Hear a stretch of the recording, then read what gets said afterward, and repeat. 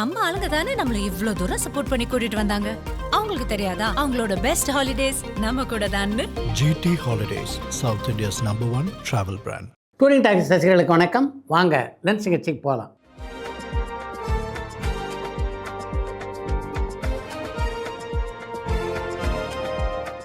என்னப்பா முதல் கேள்வி? நடிகர் சூர்யா ஓரளவுக்கு வளர்ந்ததுக்கப்புறம் மற்ற ப்ரொடக்ஷனில் படம் பண்ணாமல் சொந்த ப்ரொடக்ஷனில் மட்டுமே படம் பண்ணிட்டு இருந்தார். இது தப்பான ஒரு வியூகமாக அமைஞ்சிருச்சுன்னு சொல்லலாமான்னு பாண்டிச்சேரியிலேருந்து பெருந்தமிழன் கேட்டிருக்காங்க. நீங்கள் சொல்லியிருக்க கருத்து உண்மைதான். இன்றைக்கு சினிமா உலகத்தில் பலரும் அதை பற்றி தான் பேசிகிட்டு இருக்காங்க. இப்போ சினிமா உலகத்தை தாண்டி ரசிகர்களும் அதை பற்றி பேச தொடங்கிவிட்டார்கள். சிவாஜி கணேசன் அவர்களுக்கு ஜோடியாக நடிகை ஜமுனா நடிச்சிருக்காங்களான்னு கடலாடியிலேருந்து பாலசுப்ரமணியம் கேட்டிருக்காங்க. B.R. பந்துலுடைய இயக்கத்தில் உருவான தங்கமலை ரகசியம் படத்தில் சிவாஜிக்கு ஜோடியாக நடித்திருந்தது ஜமுனா தான். அந்த படம் தவிர நிச்சயதாம்பூலம், தெனாலிராமன், மருதநாட்டு வீரன் போன்ற படங்களிலும் சிவாஜிக்கு ஜோடியாக நடிக்கின்ற வாய்ப்பினை பெற்றவர் அவர். இப்போ கண்ணன் ரவி குரூப்ஸ் தயாரிக்கிற பெரிய பட்ஜெட் படம் இது இல்லை அப்படி எதுவும் அவங்க தயாரிக்கலையான்னு திருப்பூர்லேருந்து அருண் கேட்டிருக்காங்க. கண்ணன் ரவி மிகப்பெரிய பொருட்செலவிலே தயாரிக்கின்ற திரைப்படம்னா அது பிரபுதேவாவும் வடிவேலும் இணைந்து நடிக்கின்ற பேங் பேங் என்ற திரைப்படம் தான். யுவன் சங்கர் ராஜா இசையமைக்கின்ற அந்த படத்துடைய படப்பிடிப்பு சமீபத்தில் தான் முழுவதுமாக நிறைவடைந்தது. விஜயை பற்றி பத்திரிகையாளர் கேட்ட கேள்விக்கு ரஜினி ஒரு வாழ்த்தாவது சொல்லியிருக்கலாம், ஏன் எதுவுமே சொல்லாமல் போயிட்டாரு, இது பற்றி உங்கள் கருத்து என்னன்னு தோரணமலையிலேருந்து செண்பகராமன் கேட்டிருக்காங்க. விஜயனுடைய வெற்றியை பற்றி ரஜினிகாந்திடம் நிருபர்கள் கேட்டபோது அந்த கேள்விக்கு பதில் சொல்லாமல் நகர்ந்ததை விட அவருக்கு வாழ்த்து சொல்லிவிட்டு அவர் சென்றிருக்கலாம் என்பதுதான் என்னுடைய கருத்து. எம்ஜிஆரோட தீவிர ரசிகர்களாக இருக்கிறவங்க ஏன் எம்ஜிஆர் மாதிரியே ஜெயிச்ச விஜயை வெறுக்கிறாங்கன்னு சிவா கனடாலேருந்து கேட்டிருக்காங்க.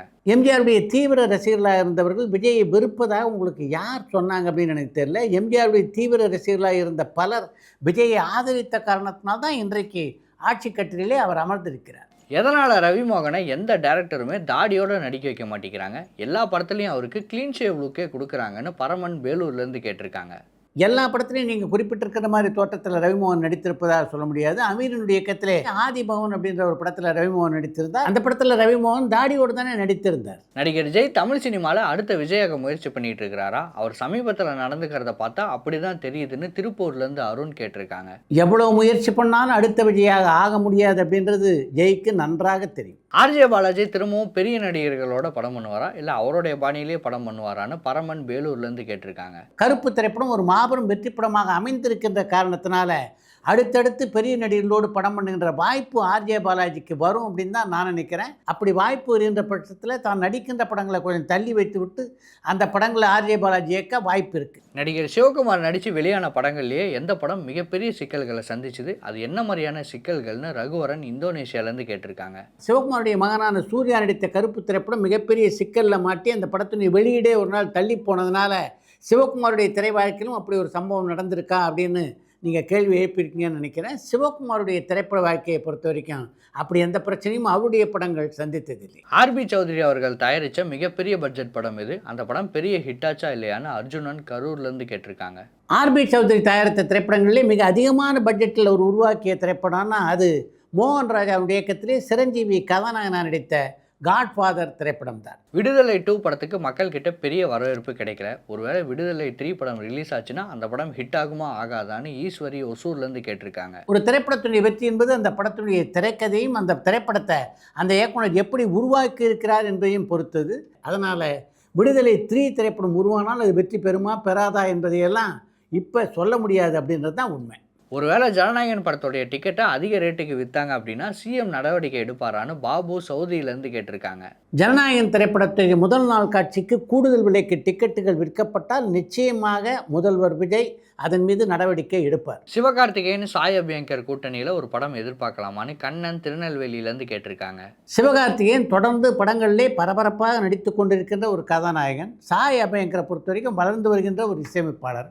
அவங்க 2 பேரும் சேரதில் என்ன பிரச்சனை இருக்க போகுது? நிச்சயமாக அவர்கள் இருவரும் இணைந்து பல படங்களிலே பணியாற்றுவார்கள். தேவி ஸ்ரீ பிரசாத் இனி ஹீரோவாக மட்டும்தான் நடிப்பாரா இல்லை படங்களுக்கு மியூசிக்கும் பண்ணுவாரான்னு அஜய் ஒசூர்லேருந்து கேட்டிருக்காங்க.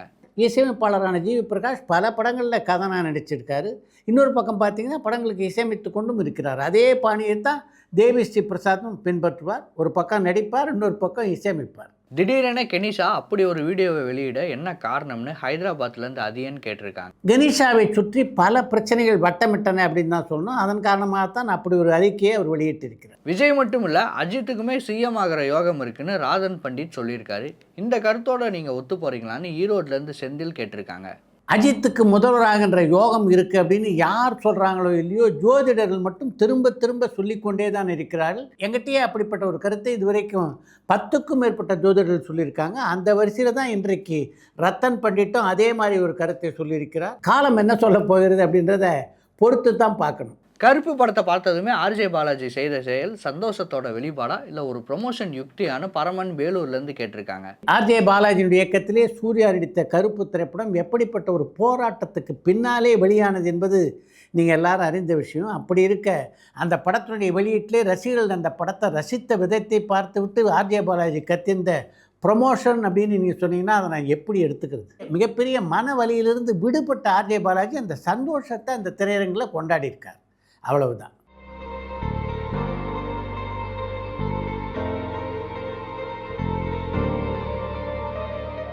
தமிழ் சினிமாவோட வரலாற்று ஆசிரியரான தியோடோர் பாஸ்கரன் அவர்களை பற்றி சுவாரஸ்ய தகவல் சொல்ல முடியுமான்னு சென்னையிலேருந்து ராமகிருஷ்ணராஜ் கேட்டிருக்காங்க.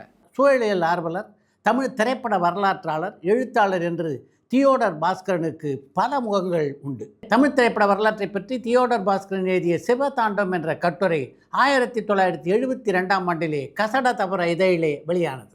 அதைத் தொடர்ந்து சினிமா உலகத்தை பற்றி இன்னொரு புத்தகம் எழுதினார் அவர். அந்த புத்தகத்தினுடைய பெயர் த சர்பன்ட் ஆஃப் தி ஐ. 15க்கும் மேற்பட்ட புத்தகங்களை எழுதியுள்ள தியோடர் பாஸ்கரனுக்கு நடிகர் என்ற இன்னொரு முகமும் உண்டு. 2010ஆம் ஆண்டிலே வெளியான அவள் பெயர் தமிழரசி படத்தில் ஒரு முக்கியமான கதாபாத்திரத்திலே நடித்திருந்தார் அவர். அடுத்து இன்று ஒரு தகவல். திரையுலகில் அடியெடுத்து வைப்பதற்கு முன்னாலே திரைப்பட உலகத்தை பற்றியும் படப்பிடிப்புகளை பற்றியும் மகேந்திரன் தெளிவாக தெரிந்து கொள்ள வேண்டும் என்பதற்காக ராஜா தேசிங்கு படத்துடைய படப்பிடிப்புக்கு தினமும் அவரை வர சொன்னார் எம்ஜிஆர். அந்த படப்பிடிப்பு தளத்துக்கு எம்ஜிஆரால் அழைத்து வரப்பட்டவர் அப்படின்றனால மகேந்திரனுக்கு அங்கே எப்பவும் ராஜ மரியாதை இருக்கும். அந்த படப்பிடிப்பை பொறுத்தவரையில் சில நாட்கள் எம்ஜிஆர் சம்பந்தப்பட்ட காட்சிகள் படமாக்கப்பட்டன, சில நாள் எம்ஜிஆர் இல்லாமலும் சில காட்சிகள் படமாக்கப்பட்டன.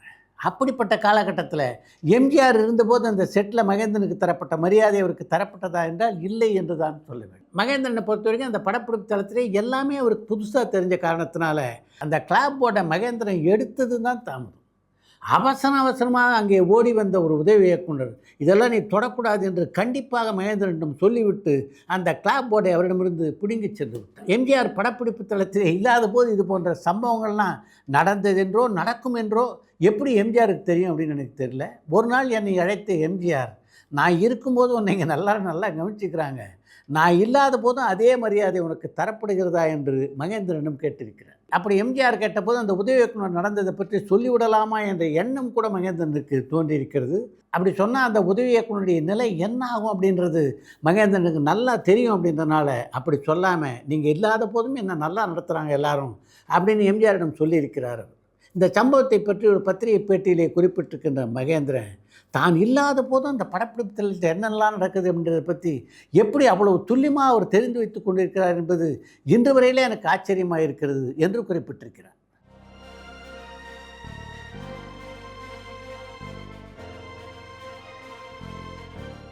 இத்துடன் இந்த லென்ஸ் நிகழ்ச்சி நிறைய பெறுகிறது. மீண்டும் அடுத்த லென்ஸ் நிகழ்ச்சியிலே சந்திப்போம்.